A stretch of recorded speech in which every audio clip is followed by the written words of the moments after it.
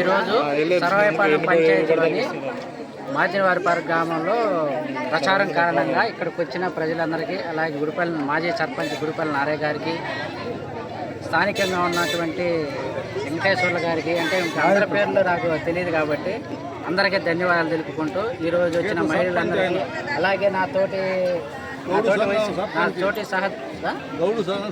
గౌడ సంఘం సర్పంచ్ వెంకటేశ్వర గారికి అందరికీ నమస్కారం. ఇతర అందరికీ, నా తోటి సహచరులందరికీ కూడా నమస్కారం, కృతజ్ఞతలు తెలుపుతున్నాను.